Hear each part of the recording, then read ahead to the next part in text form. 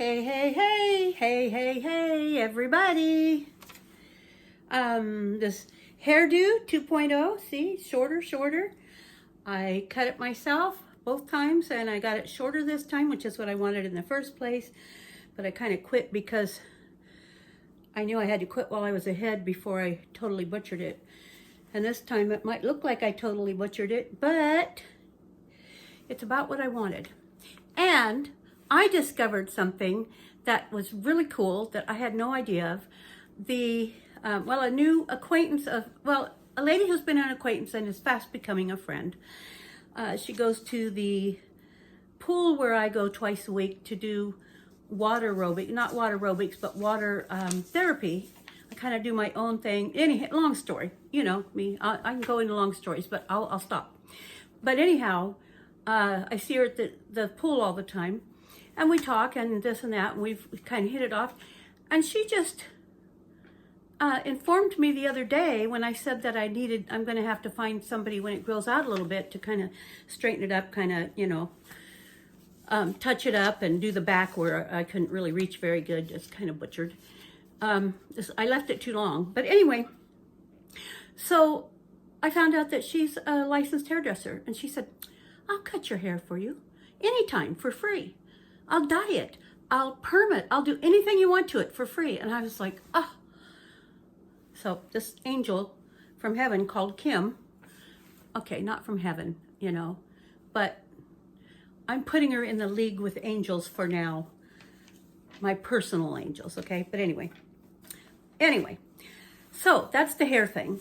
Now, I want to tell you a story about my grandparents, a couple of stories about my grandparents. They raised me. They're my maternal grandparents. We called them Grandma and Papa. I say we because my sister was also raised by them part of the time. And that's just another one of those stories, But anyway, Grandma, her name was Opal Gertrude Martin. And then she married my grandpa, who was Thomas Wayne Kaylor, Kaylor. And Papa told me one time that his great or great-great-grandfather, I don't remember which, when they came over from Germany, their last name was Kohler, Kohler, like the faucets and things. And they changed it to he changed it to Kaylor, Kaylor, because he thought that it was more American sounding. And I think that happened to quite a few people back in those days. This would have been in the late 1700s, early 1800s. I'm not sure just when. So Papa, well, let's go with Grandma first. Grandma had 10 brothers and sisters. Every one of them was named after a stone. The girls were opal, garnet, crystal, ruby, jewel, pearl, and Goldie. Opal, garnet, crystal, ruby, jewel, pearl, and Goldie. Okay, I have to count to make sure I get them all. The boys were emerald, ival, diamond, and beryl. Those are all stones, including ival. And Uncle Emerald later changed his name to Emery because he thought that in his adult life, because he thought it was more masculine. So that was the Stone family, okay? And their last name was Martin. I'll tell you why I even give you their last name in a minute. You'll understand why. And they lived out in the country in a little teeny town, not far from where I was raised, probably 50 miles from where I was raised. And this was back in the time when they just had a one-room schoolhouse. And Grandma would go to school, and she hated to be away from her mama. She was kind of in the middle of the kids, one of the not youngest, but not the older either. So she kind of in the middle. And so she hated being away from her mother, but she went ahead and finished school through the 8th grade, which was common then. Not that many of them went to high school at times. They helped with chores around the home and all that kind of thing. So Grandma told me lots of stories about them, and I'll be telling those in future videos. But right now I want to tell you about the one she told me about, the Nichols family that lived down the road from them. Now, this is no lie. I've heard the story from several people, so it must be true. Mr. Nichols made pickles, right? Okay, I know it's weird, but Mr. Nichols made pickles and sold them to the local store or stores, whatever, and maybe individual people probably back then. This would have been, Grandma was born in 1910. So this would have been sometime in her childhood between 1910 and 1920 or 25 at the very latest. So Mr. Nichols made pickles. So the kids at school, being normal kids just like today, made up a little tune. And all the kids at school loved it except for the Martin kids. And it was just a little poem. And what it was, Mr. Nichols made some pickles upon a rainy day. Mr. Martin came and fart and blew 'em all away. I loved that story as a kid. I still kind of love it because it is kind of funny. You know, it's a type of thing that kids would do. So there was that. And then I met my grandmother's teacher, who was probably in her late 80s, early 90s when I met her. And the teachers weren't very old back in those days. And when they first started teaching, they were pretty young. And she was really young when she started teaching my grandmother and her brothers and sisters. And I happened to meet her one day, and I remember my grandmother talking about her and about what a wonderful person she was and what a nice teacher and all of this. And she had mentioned her name before. So I met this lady when I was doing laundry about 25 miles, about halfway between where I grew up and where my grandmother grew up. And I was at a laundromat doing laundry. And I met this lady there. We were having coffee. I think the laundromat was like in the same building as a little restaurant or something. And there was a little cafe bar there, and we could sit at the counter and drink coffee or have a meal or something and not be far from where our clothes were washing. So we'd go in there and sit. And so I was talking to her, got to talking to her, and she was a nice lady, and we were just having a great conversation. I was in my late 20s at the time, and she told me her name. She said, I used to be a teacher. We got talking, and I don't know where the conversation started about the place where my grandmother grew up, a tiny town, but somehow one of us made reference to it, and she said she had been a teacher there years ago. And I thought, oh. I said, well, what is your name? And lo and behold, of course, it was my grandma's teacher. So then she told me stories, a couple of stories about the girls. Mainly, she said that one of them, I don't know if it was Goldie or Crystal, I don't remember, but one of them would take the other girls, she would take a couple of dresses from the other girls, and she would cut them up and put them together and make two totally different dresses out of them. She said she was so talented in sewing. And I never knew that. I didn't know my aunt. I called them my aunts and uncles because they were my great aunts and uncles. But to me, they were aunts and uncles because I was being raised, you know, the same as their kids. Anyway, so I don't know which one it was, but one of them was a really good seamstress. And I never got to meet Ruby. And I think I met Pearl, who was one of the very oldest.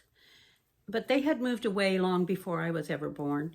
And anyway, so, but I met some really old lady at my aunt's house, my real aunt, you know, first generation aunt, my grandmother's daughter. Anyhow, at my aunt's house one time, and that she was caring for, and I think it might have been one of her aunts, which means Ruby had gone off, had gone off to New York or somewhere, and nobody ever, I think, really heard from her again or knew where she went or something. I don't know. I heard different rumors. And then, so it probably would have been Pearl because it was one of the older of the two older ones. So anyway, she gave me a bookmark that had a poem on it. And if I could remember the poem, I'd tell you right now, but I'll botch it up. So I'll tell it to you another time. But anyway, so where was I at in my story? I went down a rabbit hole again. Darn those rabbit holes. So, okay, so that was the story about Mr. Nichols making pickles and about the one of the girls being a great seamstress and stuff. And these kids, I don't know how their parents raised them, because from the things my grandmother told me, they got pretty wild one time. They almost hung a horse by the neck. They just did a lot of wild things as kids, you know, and you get that many kids together, what are they going to do? But anyway, so that was the story about my grandma's family that I wanted to share with you. And then Papa loved ducks, not to eat. Not that he didn't ever eat a duck, because he did. I remember him and one of my uncles going duck hunting and coming back with ducks and all that. So, but Papa he had pet ducks. And I think he liked them better than dogs or anything. Every spring, we'd go and get him a couple of baby ducks. And he would raise them. And then when they got big enough, we'd take them out to a farm where we knew some people that had a bunch of other ducks. They had a pond. They had, there were streams nearby and everything. They had a lot of land. And they'd turn them loose with their ducks. So, we lived in town. We didn't live out on a farm. You would think so. We had ducks sometimes. We had chickens. We had, I had horses, but they weren't at the house. But you would think that we were living on a farm sometimes by the stories I can tell. But we had a big yard. We had a whole lot that was a yard. We had a lot the house was on, and a lot that was empty. That was our yard that was fenced and had tons of beautiful plants and flowers. My grandmother planted flowers everywhere, and flowering bushes, and there were trees and beautiful. It was just beautiful.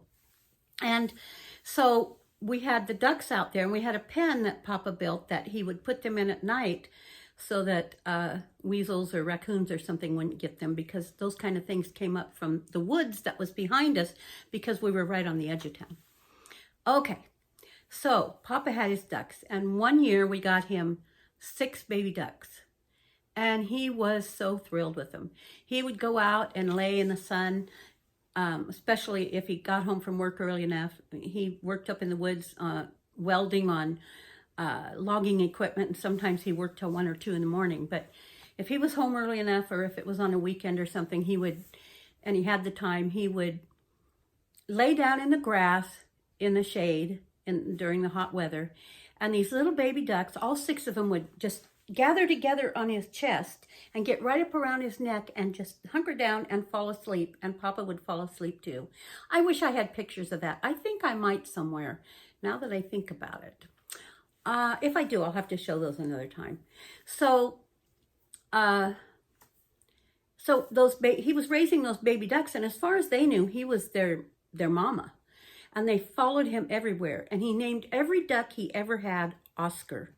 I don't know why, but he liked that name. And every duck he ever had was named Oscar. Usually they were mallards, but he had one time that was kind of black and white. It was kind of a mixture of, I think, mallards, and it had colors in it, but black and white. It was kind of like a calico duck or something. But anyway, and that was my favorite, and it was one of the 6. So he would open the gate to the yard and walk out the gate onto the street, and those little ducks would follow him, and they'd just be going quack, quack, quack, quack, quack, quack. They were little, and then they got bigger, of course, grew up. But as they grew, he'd still do it. But, well, when they got big enough, he started doing it, I guess I should say, because their little feet couldn't go very fast when they were tiny. But he would walk down the street on the sidewalk, and about 2 blocks from our house, or maybe a block and a half from our house, right on Highway 101, facing Highway 101 in the small town I was raised in, was Harvey's Outdoor Store. He sold boats and fishing equipment and things like that, and boat motors. And Harvey and Papa were really good friends. So Papa would walk down the street, the little ducks following him right in a row, and they'd stay right behind him, and just lined up, and he would go to Harvey's Outdoor Store and go inside the store, and the ducks would go inside with him, and the customers loved it, and Harvey didn't care if they pooped on the floor. He'd just clean it up, or Papa would. Somebody would clean it up. And they'd walk around the store with Papa, and it was like a little just a little party almost. So they'd do that, and then pretty soon he'd come home, and here'd come the little ducks following behind. So that was really cool.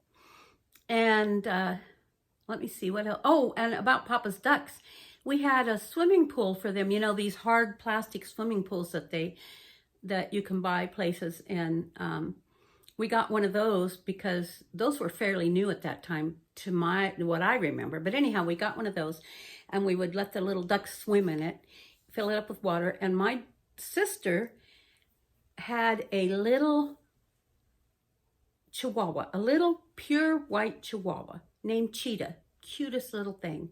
And Cheetah would run around those ducks. She'd run around that pool, and she'd run around the ducks when they were out in the yard. She would run as fast as she could, and she'd just be going zip, zip. It was like she had the zoomies, and she'd stop, and she'd kind of crouch down, and she'd kind of go like she was going to bite the ducks, and they would come after her, and then she'd just start running again. So that was always fun. We had a lot of fun with those ducks. So that's the story of Papa's ducks. And another thing about the names about the stones in Grandma's family, all those rocks. One time, back in those days when my grandma was born, they didn't have official records of births all the time. And kids were born at home a lot. I don't think any of those kids were born in a hospital. They were all born at home with either midwives or relatives or somebody around. And so my grandmother's mother had a family Bible. Well, she had a Bible, which became the family Bible. And she wrote down their names and their birth dates whenever they were born. And so when they got old enough to start filing for Social Security, the first one that was old enough went in to file for Social Security and didn't have any record of birth. So the Social Security Department said that they would take the family Bible as evidence of his birth with the names written in it. So he brought the family Bible in, and they recorded the birth and all that, and he got his Social Security card. Well, then the next one turned old enough, and he went in to get a Social Security card or Social Security. I think must have been, I don't know when Social Security cards even started. But anyhow, the next one went in and used the family Bible. The next year, the next one went in, and the guy in the Social Security Department went, "Oh, I recognize this. You're from the Stone family." So that was kind of cute. And that's really all I have for you today. I just wanted to tell some stories, and I think I forgot to turn my camera on. It doesn't look like it's recording. Oh, yes, it is. Okay, good. Oh, phew. I forgot where to look for the little timer thing. Well, we've been at 18 minutes, a little over 18 minutes. That's probably long enough for today. I'll have more stories another time. I decided this was going to be just a story one, just a story video, so I'm sticking to my guns on that. And you all have a great week or weekend, whatever it is when I get this posted. A great month, a great year. We're due for it. We're way overdue it. And have a great life. And a great forever, of course, you know. I better shut up before I go into a spiel on neogenism. I mentioned it. Anyway, you all have great, great, great things going on for you in the future. And remember that no matter what, I don't care what happens, there's a way through things. And there's a way over them or around them or past them. I've had, and you'll hear about these probably sooner or later, I've had some very trying times in my life. And some people would say, I don't know how you got through that. But you know what? You do. You just do. Because you do what you have to do to get through the things that come along. Life is not always fair. Life's not always fun. It throws things at you, but you get through them. So hang in there, and I'll see you next time.